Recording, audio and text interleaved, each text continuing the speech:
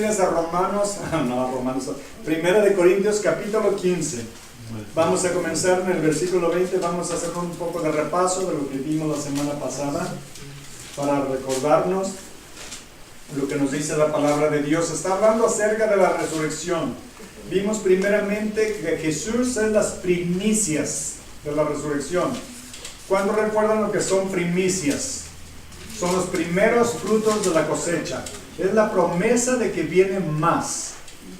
Y lo que hacían los judíos, cortaban lo primero que salía de la cosecha, hacían una gavilla, un manojo, lo llevaban al sacerdote y lo mecían frente del Señor para que el Señor bendijera su cosecha.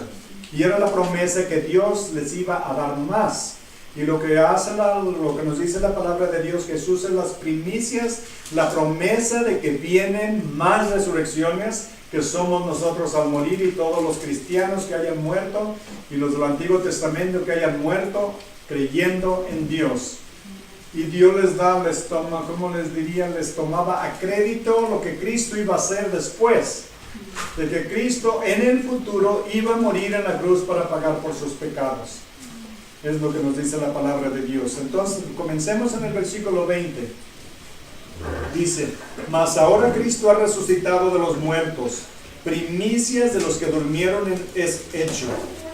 Porque por cuanto la muerte entró por un hombre, también por un hombre la resurrección de los muertos. Porque así como en Adán todos mueren, también en Cristo todos serán vivificados. Pero cada uno en su debido orden. Cristo las primicias, luego los que son de Cristo en su venida. Primero Cristo, luego los que murieron, y luego los que estén vivos van a ser transformados en un abrir y cerrar de ojos. Versículo 24. Luego el fin, cuando entregue el reino al Dios y Padre, cuando haya suprimido todo dominio, toda autoridad y toda potencia. Un día el Señor Jesús va a vencer a todos sus enemigos. Pasen por favor. Adelante.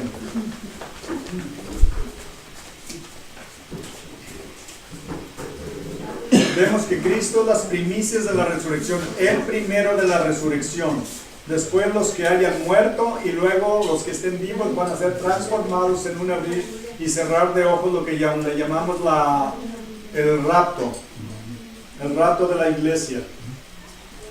Dice que luego en el versículo 25, porque preciso es que Él reine hasta que haya puesto a todos sus enemigos debajo de sus pies. Y el postrer enemigo que será destruido es la muerte.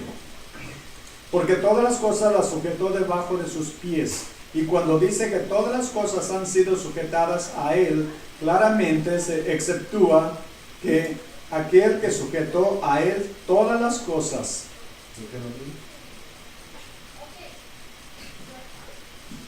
Así es de que, ¿en qué estamos?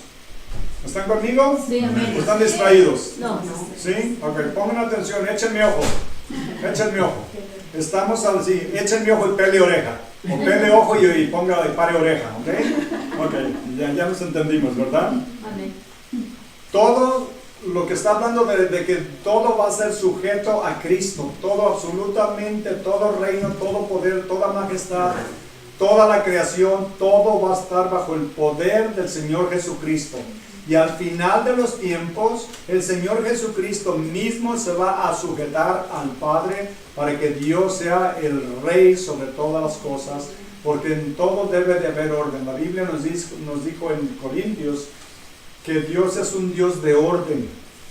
Entonces, por eso la iglesia dice que todo debe de hacerse decentemente y en orden.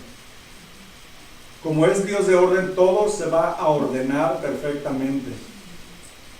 Y luego dice en el versículo 28, pero luego que todas las cosas estén sujetas, entonces también el Hijo mismo se sujetará al que le sujetó a Él todas las cosas.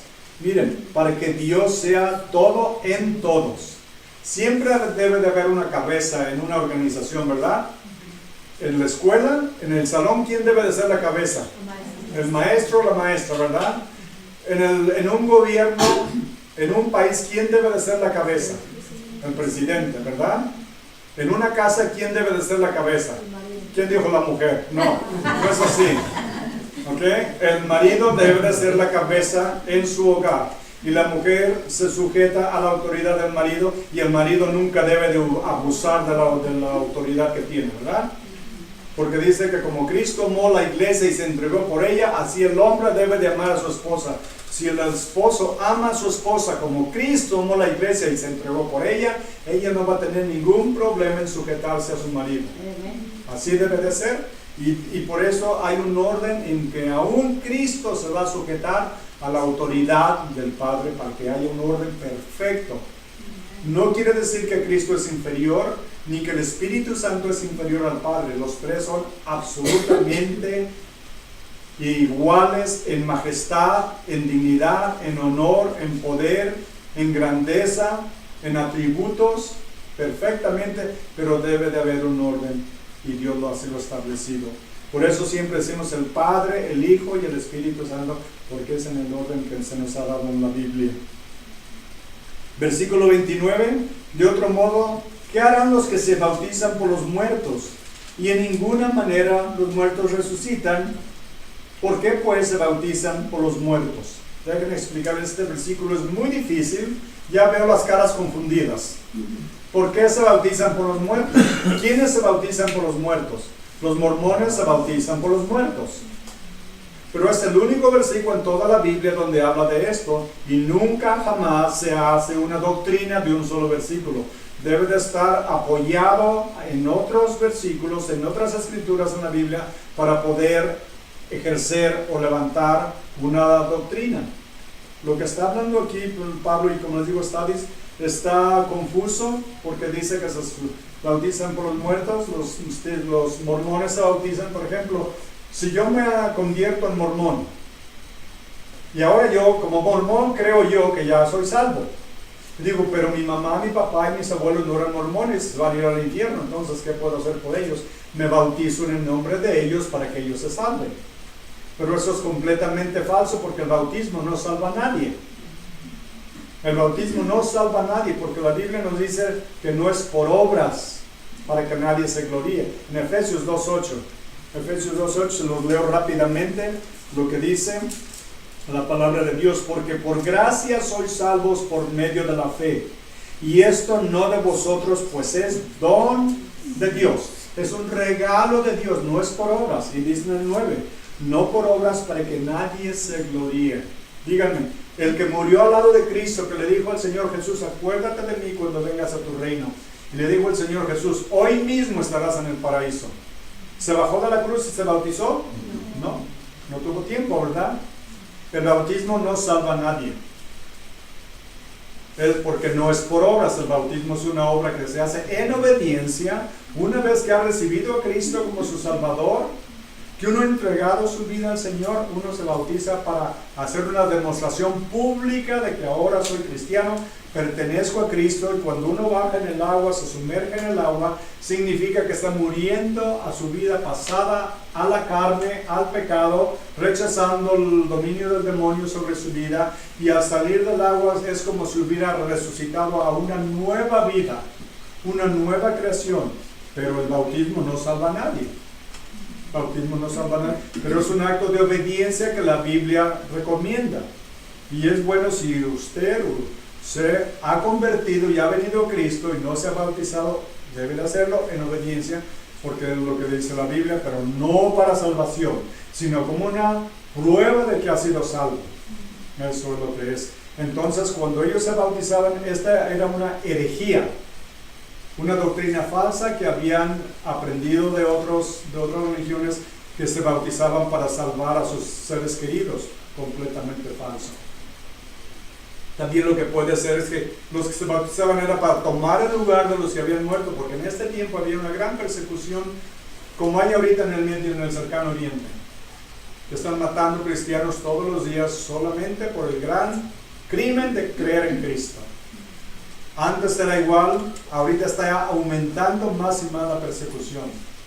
¿Y saben que no va a parar la persecución? ¿Han visto las noticias? ¿Vieron lo que pasó ayer en Inglaterra? Va a aumentar. y va a llegar aquí también. No crean, bueno, ya nos llegó aquí a San Bernardino hace un año o dos, ¿verdad? Solo va a aumentar, no va a disminuir. ¿Por qué? Porque la Biblia nos dice que en los últimos tiempos hará grandes problemas, grande perplejidad, quiere decir, habrá tanta confusión, tanta desesperación, porque vemos que las cosas no mejoran, sino que van de mal en peor. El Señor Jesús nos dijo que en los últimos tiempos se levantaría nación contra nación, y inclusive suegra contra nuera, padre contra hijo, hijo contra su padre. Aún en la familia va a haber división. ¿Por qué va a haber división? Porque uno o dos van a venir a Cristo y los otros no, y se van a convertir en enemigos. Se los digo por si alguno viene de la religión católica y dejaron la religión cuando vinieron a Cristo y su familia se enojó. ¿No le pasó a ninguno? A mí me pasó. Déjenme decirles, la religión no salva a nadie. No hay ninguna religión en el mundo que pueda salvar a nadie. La religión es el hombre tratando de agradar a Dios con sus obras, y eso es imposible porque por obras nadie se salva, ¿verdad? La salvación es por gracia a través de Cristo, a través de la fe por el sacrificio que Cristo hizo en la cruz. Entonces eso trae rivalidad y enemistad aún dentro de la propia familia. Y esto va a aumentar mucho más en los últimos tiempos cuando venga la gran persecución, la gran tribulación. Pero eso ya lo vimos en Apocalipsis, lo dejamos para otro día para volverlo a estudiar. Pero el bautismo, como les digo, no salva a nadie. No salva a nadie.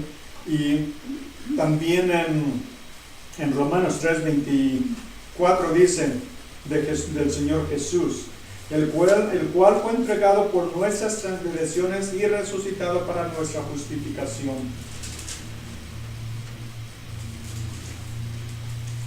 Uno más, Romanos 3:28. Miren lo que dice esta escritura. Concluimos, pues, que el hombre es justificado por fe sin las obras de la ley. ¿Se dan cuenta que el bautismo no salva a nadie? Entonces, lo que dice aquí en 1 Corintios 15, que se bautizaban para la salvación, no puede ser. Porque acá nos dice, y esto sí está en muchos lugares en la Biblia, que la salvación es por gracia, no por obras. Concluimos pues que el hombre es justificado por la fe sin las obras de la ley. ¿Qué es lo que querían hacer los judíos? Guardar la ley, ofrendar, daban sus diezmos, hasta de lo que crecían en el jardín. Si crecían cilantro, si crecían chiles, si crecían tomates o jitomates, como le llaman uno en su pueblo, hasta de eso daban el diezmo.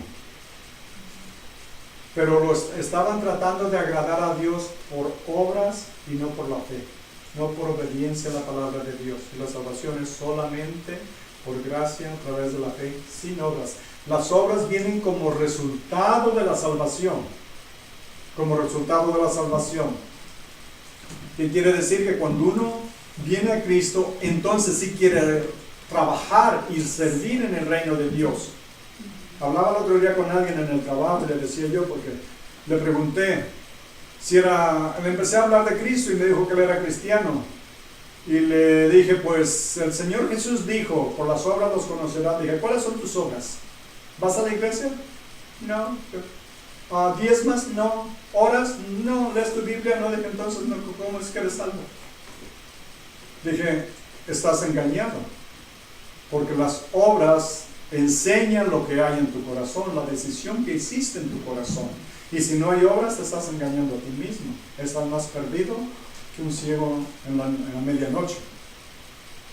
Porque por obras nadie se salva. Pero las obras vienen después como resultado de que uno ha sido salvo.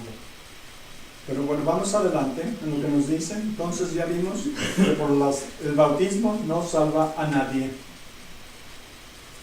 Versículo 30 dice, ¿y por qué nosotros peligramos a toda hora?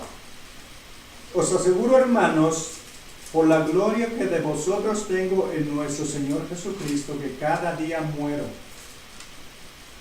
Si como hombre batallé en Éfeso, contra fieras? ¿Qué me aprovecha si los muertos no resucitan? Comamos y bebamos porque mañana moriremos. Dice,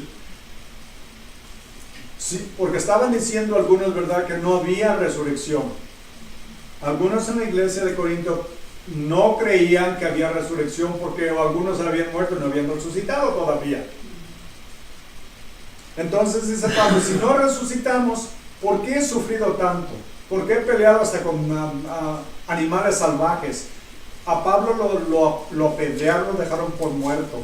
Lo golpearon con azotes, con varas, con palos, naufragó, pasó hambres, pasó sed, pasó noches sin dormir, pasó tantas tribulaciones. Dice, y si no hay resurrección, ¿para qué estar sufriendo tanto? Mejor comamos, tomamos y disfrutemos la vida, porque después de todo, ¿para qué sacrificarnos? Y les pregunto a ustedes, si no hay resurrección, ¿de qué sirve que estemos aquí? Si no hay resurrección, no demos un 5 más, no oremos más, no leamos la Biblia más, no nos congreguemos más, porque después de todo no hay nada. Entonces, ¿de qué sirve? Es lo que dice Pablo. Pero ¿hay resurrección? ¿Hay resurrección? La mitad están seguros, los otros todavía no se deciden. ¿Qué pasó? ¿Qué pasó? ¿Qué pasó, raza? ¿Estamos o no estamos? ¿Hay resurrección? Amén. Amén. Hay resurrección. Por supuesto que hay resurrección. Entonces, sí vale la pena hacer todo lo que hemos mencionado, ¿verdad? Servir al Señor, invertir en el reino del Señor, servirlo con todo el corazón, congregarnos, orar, estudiar su palabra. ¿Por qué? Porque tiene un propósito, tiene algo de valor, porque lo estamos haciendo para el Señor. Digo al Señor que es lo que debemos, busquemos el reino de Dios y su justicia, y todo lo demás se nos va a dar por añadidura, ¿verdad? Pero ¿qué es lo primero que debemos hacer? Buscar el reino de Dios. No buscar mi beneficio, no buscar mi ganancia, no buscar mi comodidad, no buscar lo que me conviene, sino buscar el reino de Dios. En otras palabras, buscar a Dios, que es el Rey del reino. Entonces, a Él lo servimos con todo el corazón, lo buscamos, lo servimos. ¿Por qué? Porque lo merece. Imagínense, ¿qué podemos hacer nosotros para resucitarnos? ¿Qué podemos hacer? Absolutamente nada. Díganme, ¿pueden cambiar hoy? ¿Pueden cambiar lo que sucedió ayer? ¿Pueden cambiar de decir, no me voy a ir por la calle por donde me fui? No me voy a levantar a la misma hora que me levanté. Es más, no voy a comer lo que comí ayer. ¿Podemos cambiar algo de lo que ya pasó? Absolutamente no. De la misma manera no podemos nosotros hacer nada para perdonarnos nuestros pecados, porque nosotros no nos podemos perdonar. No podemos hacer nada para resucitarnos de la muerte. Pero Dios lo hizo por nosotros. Y porque lo hizo por nosotros, entonces lo queremos servir con todo el corazón. Ponerlo primero en nuestra vida, no cuando tengamos tiempo, no cuando no haya más que hacer, no cuando me convenga, no cuando me sobre, sino siempre primero. Y si no lo ponemos primero, lo estamos diciendo, todo lo demás es más importante que tú. Todo lo demás, lo siento mucho, hoy no tengo tiempo para ti.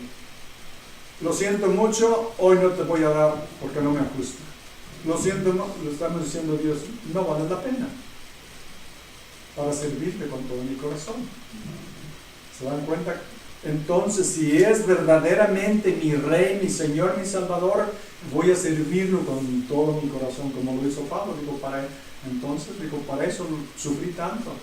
Si no hubiera resurrección, no valdría de nada. Ahora miren un buen consejo para los viejos y para los jóvenes. Versículo 33. Un buen consejo para todos. No erréis, las malas conversaciones corrompen las buenas costumbres. No se equivoquen, no erren, no fallen. Las malas conversaciones o las malas compañías. En otra versión dice, las malas compañías corrompen las buenas costumbres. ¿Y no es verdad eso? ¿Qué dice el dicho? El que entre coyotes anda, ¿qué? Aullar se enseña. ¿Por qué? ¿Por qué no le hace meh? Porque los coyotes no hablan así, ¿verdad? ¿Y qué sucede cuando nos juntamos con gente que tiene un mal lenguaje, que habla majaderías y cuenta chistes rojos y de todos colores? Y ¿qué es lo que hace uno? Aprende uno las malas costumbres, ¿verdad? Y al rato, ¿qué es lo que hace uno? Es como tan bueno el chiste que no me aguanto y se lo cuento a alguien. Y ahí va, ¿verdad? ¿Qué nos dice la palabra de Dios? Que no nos equivoquemos. Eso nos va a corromper. Dice la palabra de Dios que no salga nada impuro de nuestra boca. ¿Por qué? Porque sabe el Señor que eso nos va a corromper. Eso nos va. ¿Qué sucede si tienen agua limpia, cristalina? Agarran un poco de pintura y echan poquita pintura. ¿Qué sucede? Cambia de color, ¿verdad? Podríamos decir se corrompe, ¿verdad? Ya no está limpia y cristalina. ¿Por qué? Porque le echamos algo que no pertenecía a él. Eso sucede en nuestro corazón también, y en nuestra boca cuando aprendemos de las malas costumbres por la gente con la que nos juntamos. Como cristianos debemos, ¿qué es lo que dice? Que los cristianos somos ¿qué? Separados, ¿verdad? Nos llaman los separados. ¿Separados de qué? Separados del mundo. Estamos en el mundo, pero ya no somos del mundo. Dijo el Señor Jesús, dijo, no te pido, Padre, que los saques del mundo, sino que los protejas en el mundo. Porque estamos en el mundo, andamos entre lobos y coyotes y todo lo demás, pero no debemos de ser igual a ellos, porque nosotros ya somos diferentes a ellos, porque Dios nos ha separado, nos ha seleccionado para que vivamos una vida diferente. Y si no hay cambio, entonces no ha habido cambio. Eso claramente enseña que no ha habido un cambio en mi corazón. ¿Por qué? Porque no he cambiado mi manera de actuar y de pensar y las personas con que antes me juntaba. ¿Saben qué? Déjenme decirles una cosa. Cuando vienen a Cristo y si verdaderamente lo siguen, ustedes no tienen que alejarse de sus amigos. Sus amigos los van a abandonar. Se van a alejar de ustedes. Porque en lugar de juntarse y echarse unas frescas, ustedes dicen, no voy a ir a la iglesia. ¿Qué? ¿Qué? ¿Ahora ya eres santo? ¿Ya eres de esos santurrones? Bueno, no soy santurrón, pero soy cristiano. Y ya voy a dejar eso, ya no voy a hacer eso. ¿Saben que sus amigos ya no los van a invitar la próxima vez? No necesitan decirle, no, ya no voy a tomar, ya no quiero juntarme contigo. No, ellos mismos los abandonan a ustedes. Supe de alguien que vino al Señor y le preguntó a su pastor, le dijo, una vez que había recibido a Cristo, dijo, ¿qué es lo que debo de hacer? Quiero ya cambiar mi vida, dijo, pero no quiero perder a mis amigos. Dijo, no te preocupes, simplemente diles que recibiste a Cristo y ellos te van a cortar. Lo caló con los primeros 10 y los 10 lo abandonaron. ¿Por qué? Porque ya estaba viviendo una vida diferente. El mundo no quiere la luz que uno refleja de Cristo, porque ellos están bien a gusto como los murciélagos en la oscuridad. Están felices, pero llegan con una linterna, con una lámpara, y ¿qué sucede? No están ya a gusto porque les gustan las tinieblas. Lo mismo sucede a la gente del mundo cuando uno viene a Cristo y empieza a enseñar la luz de Cristo en su vida, porque a Jesús dijo que nosotros somos la luz del mundo. El mundo nos va a abandonar. Así es de que. ¿Pero vale la pena? Absolutamente que vale la pena. Vamos adelante, versículo 35, 34. Velad debidamente y no pequéis, porque algunos no conocen a Dios, para vergüenza vuestra lo digo. Wow. Primero, vamos a revisar el 33 y 34 juntos. No erréis o no se equivocan, las malas conversaciones o las malas compañías corrompen las buenas costumbres. Velen debidamente y no pequen, porque algunos no conocen a Dios, para vergüenza suya lo digo. ¿Qué está diciendo? Algunos de ustedes que se llaman cristianos no son cristianos. Se los digo para que se avergüencen. ¿Por qué? Porque la vida que están viviendo no refleja lo que confiesan. Y en esta iglesia había este problema, y pienso que en todas las iglesias puede suceder este problema, que no todos los que se llaman son y los que son están, ¿verdad? Pero dirá alguno, ¿cómo resucitarán los muertos? ¿Con qué cuerpo vendrán? Necio, lo que tú siembras no se vivifica si no muere antes. Y lo que siembras no es el cuerpo que ha de salir, sino el grano desnudo, ya sea de trigo o de otro grano. Pero Dios le da el cuerpo como Él quiso. y a cada semilla su propio cuerpo. ¿Alguno de ustedes aquí ha sembrado alguna vez? A ver, levanta la mano los rancheros. No tengan vergüenza, no se avergüenzan. ¿Han sembrado? ¿Ni en su jardín siquiera? Yo mi primer trabajo era sembrador. A los 4 años empecé a trabajar. Mi papá me prestó un compadre para que le ayudara a sembrar en el rancho. Y le dijo, si no sirve, entiérralo en un surco. ¿Vieron qué trabajador era yo? Mi padrino quería parar de trabajar a las 6, 7 de la tarde. Y yo decía, no, me decía, ¿qué dices? ¿Ya le paramos? No, padrino, vamos a seguirle. No, si le digo que no, me va a enterrar y me va a dejar ahí muerto. Dije, no, le decía a mi madrina, ¿vieras qué trabajador me salió este flaco? Y yo pensaba, pues sí, si le digo que no me mata. Es una buena cosa para sacarle uno las ganas de trabajar, ¿sabes? Pero bueno, cuando uno siembra algo, no salen granos, ¿verdad? Sale una planta. Lo que Pablo está usando aquí es un ejemplo de la agricultura, donde dice, cuando siembras algo no sale lo que sembraste, tiene que morir. Pero luego de ahí sale algo completamente diferente. Siembra un grano de maíz, que sale una caña, ¿verdad? Esa caña da un elote o 2 o 3, según lo buena que esté la tierra, ¿verdad? ¿Y cuántos salen de ahí? De cada mazorca, ¿verdad? Muchos. Pero es completamente diferente el que sembró la planta. Y lo que dice Pablo, cuando mueres en la carne, con este cuerpo, el que va a salir de la tumba, cuando Cristo lo resucite, va a ser completamente diferente. Eso es a lo que se refiere. Vamos a seguir adelante porque nos va a dar otros ejemplos. Ahora nos va a dar un ejemplo de la carne, de las diferentes carnes que hay, porque cada animal tiene una carne diferente, ¿verdad? Versículo 39.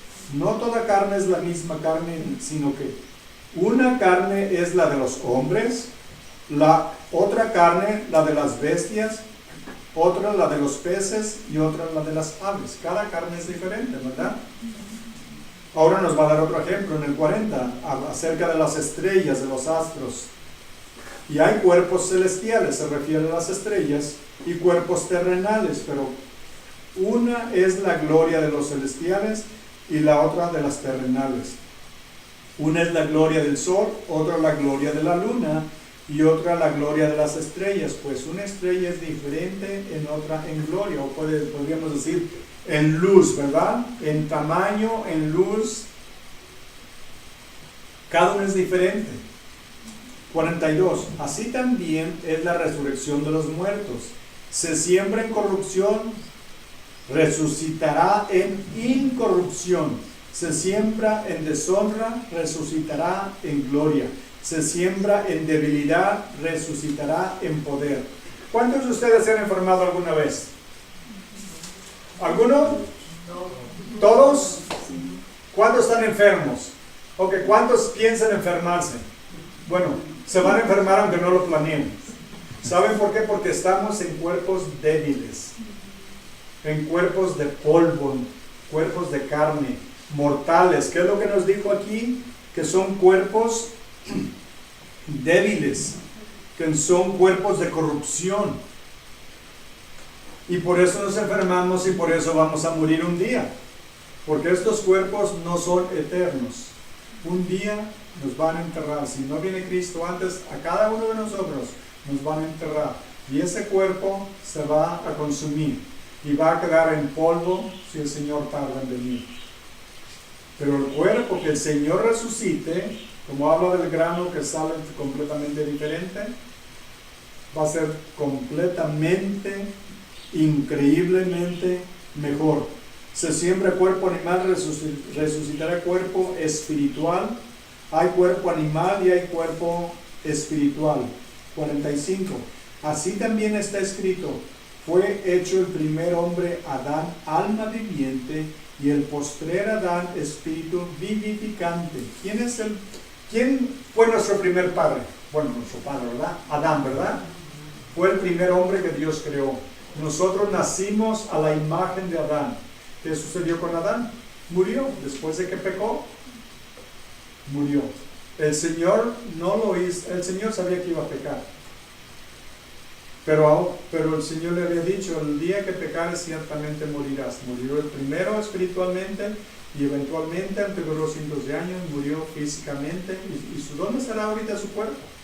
¿Se imaginan después de miles de años? ¿Saben que para el Señor no es nada imposible ni difícil volverlo a resucitar?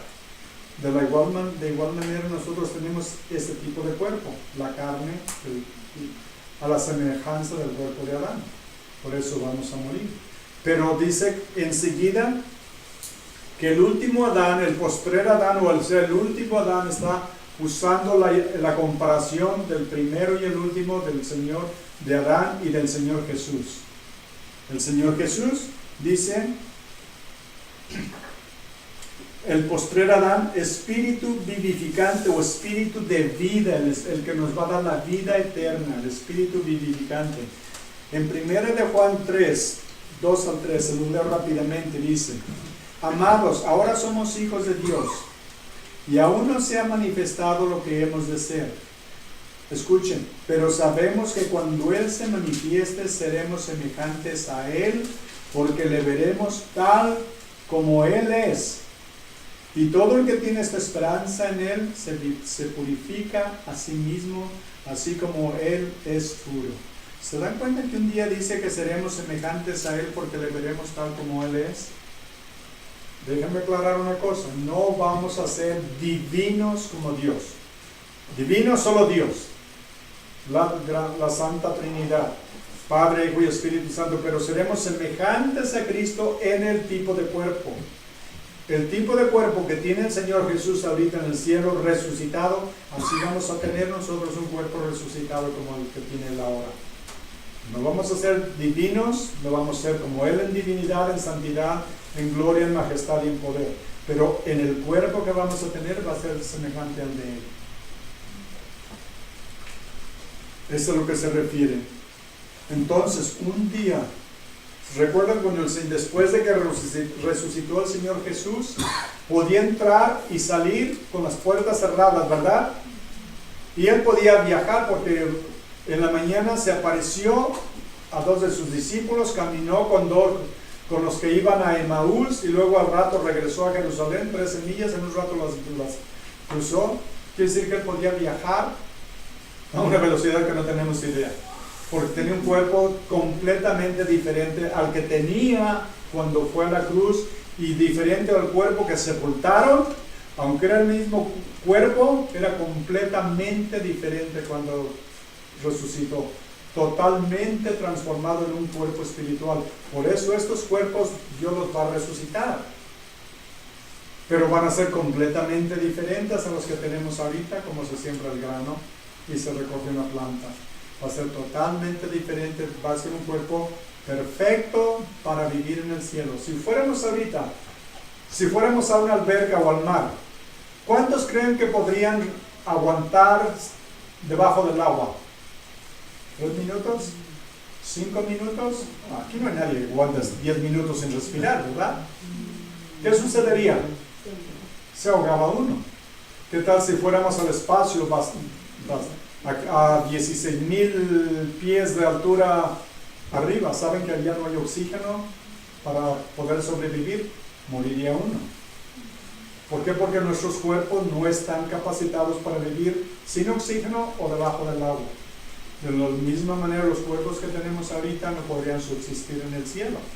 Por eso Dios nos va a dar un cuerpo completamente apropiado, perfecto, ideal para poder vivir en el cielo. Pero todo su tiempo es lo que nos dice Pablo. Vamos adelante.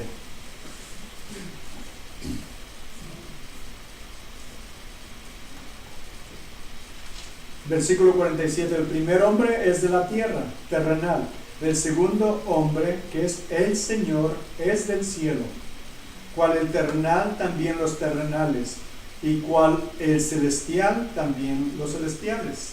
Cada uno, ¿verdad? Los del cielo tienen que tener un cuerpo celestial y en la tierra un cuerpo terrenal. Pero recuerden, los ángeles han aparecido. En la Biblia nos menciona varias veces que ángeles aparecieron en la tierra como hombres.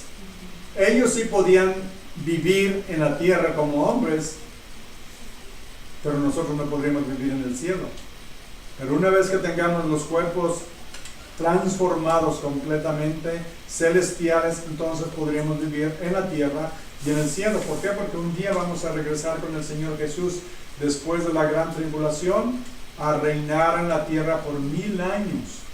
Lo que quiere decir que el mismo cuerpo el cuerpo que vamos a tener va a tener la capacidad de habitar en el cielo y de habitar en la tierra. Completamente diferente. Un cuerpo maravilloso que nunca más va a envejecer, no va a tener dolor, no va a tener tristeza, no se va a arrugar. Bueno, todo lo que nos pasa aquí, ¿verdad? Todo lo que nos pasa aquí. ¿Qué es lo que sucede cuando uno empieza a envejecer? Cuando se levanta uno, la mujer se levanta y va al espejo y dice, hola mamá. Ay no, ¿cuál mamá? Soy yo. ¿Qué pasó? ¿Cuándo envejecí? Y tienen que durar 1 hora tratando de remediar todo lo que hizo la almohada la noche. ¿No es verdad? Y el hombre va y se ve y dice, no hay esperanza, mejor se va. Se basura y dice, no hay esperanza. ¿Por qué? Porque el cuerpo se va deteriorando, se va acabando, ¿verdad? Primero, bueno, no los voy a mencionar, todos sabemos cómo se va deteriorando el cuerpo con los años, ¿verdad? Y no importa qué tan saludable coma uno, no importa cuánto ejercicio haga, eventualmente va a morir. Se pueden estirar la piel, se pueden quitar la grasa, se pueden pintar el pelo, pueden parecer que murieron de 40, pero murieron con un cuerpo de 80 y de todas maneras van a morir. Porque para eso este cuerpo es temporal, es terrenal y tiene que morir para poder, como el grano, salir a una vida nueva. Dios todo lo tiene perfectamente bien calculado, y Él sí, perfectamente planeado. Vamos adelante, versículo 49. Así como hemos traído la imagen del terrenal, traeremos también la imagen del celestial. Un día vamos a tener ese cuerpo perfecto celestial. Pero esto digo, versículo 50, hermanos, que la carne y la sangre no pueden heredar el reino de Dios, ni la corrupción hereda la incorrupción. Tiene que ser completamente diferente el cuerpo. He aquí os digo un misterio, no todos dormiremos, pero todos seremos transformados. ¿A qué se refiere aquí? Que un día cuando venga el Señor en el rapto, y todos han oído el rapto, ¿verdad? Espero que todos hayan oído lo que es el rapto. Un día el Señor Jesús va a venir y dice la palabra de Dios en primera de Tesalonicenses capítulo 4, que en un instante, en un abrir y cerrar de ojos a la trompeta, todos los que estén vivos serán transformados en un abrir y cerrar de ojos. Los que murieron antes van a resucitar primero, los que estén vivos van a ser transformados instantáneamente. ¿Saben que de todos los miembros que tenemos en el cuerpo, el más rápido son los ojos? Es el más rápido del movimiento, el que tiene movimiento más rápido en el cuerpo. Los ojos, dice que en un abrir y cerrar de ojos seremos transformados completamente. Es a lo que se refiere aquí en el 51. Este misterio que nunca había sido conocido antes. Un misterio es algo que nadie sabía y que Dios lo ha revelado a su tiempo, a sus apóstoles y a su iglesia. No todos dormiremos, pero todos seremos transformados en un momento, en un abrir y cerrar de ojos, a la final trompeta, porque se tocará la trompeta y los muertos serán resucitados, miren, incorruptibles, y nosotros seremos transformados, ¿ven? Ellos van a resucitar, y si nosotros estuviéramos vivos cuando venga el rapto, seremos transformados, y vamos a tener el mismo cuerpo que van a tener ellos que resucitaron, y nosotros vamos a ser transformados, y el cuerpo que tenemos va a ser transformado en un cuerpo espiritual. 53. Porque es necesario que esto corruptible se vista de incorrupción y esto mortal se vista de inmortalidad. Y cuando esto corruptible se haya vestido de incorrupción y esto mortal se haya vestido de inmortalidad, entonces se cumplirá la palabra que está escrita: sorbida es la muerte en victoria. Sorbida es la muerte en victoria. ¿Qué quiere decir? ¿Alguien le tiene miedo a la muerte? ¿Nadie le tiene miedo a la muerte? Les aseguro que sí le tienen miedo a la muerte. Si salen a la calle y ven que viene un camión como 50 millas en la bajada y ustedes apenas van por medio camino, se quedan parados diciendo, me va a matar. Ah, bueno. ¿Cuántos de ustedes brincarían? ¿Verdad que sí? Sí le tenemos miedo a la muerte, ¿verdad? Nadie queremos encontrarnos con ella, pero todos tenemos una cita con ella. Y no importa dónde se vayan, dónde se escondan, cuántas mentiras le quieran echar que no van a estar ahí ese día, ella sabe y ella los va a encontrar y todos tenemos una cita con ella si el Señor no viene antes. Pero la muerte va a ser absorbida. ¿Por qué? Porque Cristo venció la muerte, el pecado y a Satanás en la tumba. Pero para un cristiano la muerte ya no es para tenerle miedo. ¿Saben por qué? Porque la muerte va a ser solamente como esta puerta.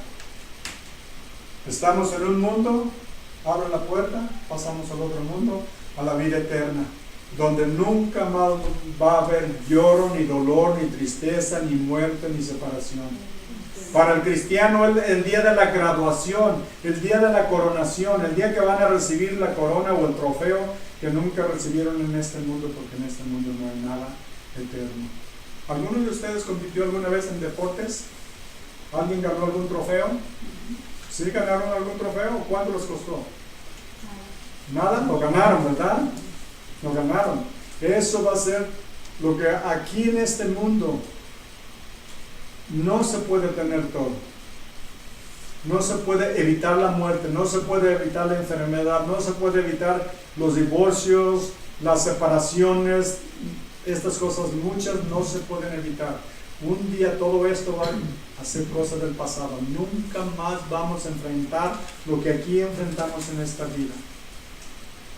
Vamos a tener un cuerpo perfectamente sano por toda la eternidad. Las mujeres se van a levantar, se van a ver en el espejo y van a decir, no hay nada que hacer, estoy perfecta. Todos, ¿se imaginan tener un cuerpo perfecto que no hay que hacerle nada jamás? Ese es el cuerpo que vamos a tener. Porque va a ser incorruptible, va a ser inmortal, va a ser eterno, va a ser celestial, igual que el cuerpo que tiene el Señor Jesús. ¿Se dan cuenta de todo lo que ha hecho el Señor por nosotros? ¿Qué hemos hecho para merecerlo, sino solamente ser unos malagradecidos pecadores? Rebeldes, inconstantes, injustos. Bueno, ahí le paramos porque no acabamos, ¿verdad? Y sin embargo, aún así el Señor nos ama tanto que tuvo que dar su vida porque Él sabía que nosotros no podíamos hacer nada para salvarnos. Por eso lo hizo Él por nosotros. Para podernos dar todo lo que Él tiene en el cielo y todo lo que Él ha creado para que lo podamos disfrutar. Y como no podíamos ganarlo, como ese trofeo que nunca pudimos ganar, Él lo ganó por nosotros. Y es algo que no se gana con nada, solo Él podía conquistarlo. Vivir una vida perfecta en obediencia a Dios que nosotros nunca pudimos hacer. Es más, aún de cristianos, ¿todavía pecamos? Todos pecamos, ¿verdad? Entonces, imaginan, y eso es teniendo la ayuda y la intervención del Espíritu Santo y todavía caemos, todavía pecamos. Imagínense cuando estábamos en Cristo, ¿qué esperanza tendríamos? Imagínense saber que íbamos a tener una vida de dolor por toda la eternidad, vivir en tinieblas, en penumbras, en soledad, en dolor, en tormento, en el fuego. Nada podíamos hacer para evitarlo. Nada, absolutamente nada. Y sin embargo el Señor Jesús tomó nuestro lugar en esa cruz y pagó por todos esos pecados a los que muchos nadie sabe y que a nadie le diríamos, porque nos da vergüenza confesar lo que somos y lo que hemos hecho en privado en nuestra vida, lo que hemos pensado, ¿verdad? ¿Alguien aquí está dispuesto a levantar la mano y decir, yo quiero confesar todos mis pecados, los que nadie sabe? No. Y el Señor, sabiéndolos, conociéndolos todos, aún así nos ama y aún así nos ha perdonado. Imagínense lo que le debemos. Y después de todo lo que hemos hecho, los rebeldes y malagradecidos que hemos sido, todavía nos quiere llevar al cielo. Y nos quiere dar unos cuerpos perfectos. donde nadie va a sufrir ni de frío ni de calor, ni de enfermedad, para toda la eternidad. ¿Cuánto nos ama Dios? ¿Cómo debiéramos de servirlo? Si en verdad apreciamos lo que ha hecho y todo lo que nos ha perdonado, ¿cómo creen que debiéramos de servirlo y de vivir nuestras vidas? ¿Qué cambios debiéramos de hacer en nuestra vida que no hemos hecho todavía? Para agradecerle al Señor todo lo que hizo por nosotros. ¿Se imaginan cuánto le debemos al Señor? Cada uno de nosotros sabemos dónde estamos en nuestro camino con el Señor. ¿Y qué tan lejos estamos siguiéndolo? ¿Recuerdan lo que dice la palabra de Dios, que Pedro lo siguió de lejos cuando lo llevaban a Jesús arrestado para llevarlo a la cruz? Todos corrieron, Pedro lo siguió de lejos. ¿Qué pasó cuando lo siguió de lejos? Cayó en la tentación y lo negó. Cuando nos alejamos del Señor, es fácil caer en la tentación y va a ser más fácil negarlo cuando estemos enfrentados en una prueba. Por eso hay que seguirlo de cerca. Él dijo, mis ovejas me conocen y me siguen. Y yo conozco mis ovejas y ellas conocen mi voz, no seguirán a un extraño, porque son sus ovejas y lo conocen. He leído yo y he oído en mensajes de pastores, un pastor dice que estaba en Israel y venía un pastor con un rebaño de cientos de ovejas, y allá venía otro, y se juntaron y se pusieron a platicar, y todas las ovejas se revolvieron. ¿Y saben que todas las ovejas se parecen? Todas parecen gemelos. Y dijo, y él se quedó, dijo, ¿y ahora cómo le van a hacer cuando se tengan que separar por su camino? Dijo, me quedé ahí para ver, en arriba del cerro, me quedé para ver cómo iban a separar las ovejas, que todas son iguales. Digo, ¿saben lo que hicieron? Cuando ya se iban a ir, uno les habló, les chifló y empezó a caminar, y todas se separaron, unos se fueron para allá y todas las otras siguieron al otro pastor. Y dijo, me quedé maravillado, y fue cuando comprendí bien lo que dice la palabra de Dios. Lo que dijo el Señor Jesús, mis ovejas conocen mi voz y me siguen. Dijo, lo vi con mis propios ojos. Lo que pareció un problema irresolvible, que nomás les habló y empezó a caminar, y todas sus ovejas lo siguieron.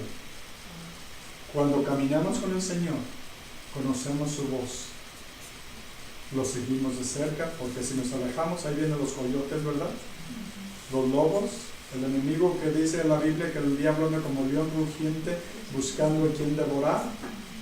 ¿A cuál es la que agarra primero? O la que está más descuidada, ¿verdad? La que se aleja del Señor. Así es de que por eso hay que estar cerca del Señor y caminar con Él y servirlo con todo el corazón, cuando recordamos y apreciamos lo que ha hecho por nosotros, hermanos.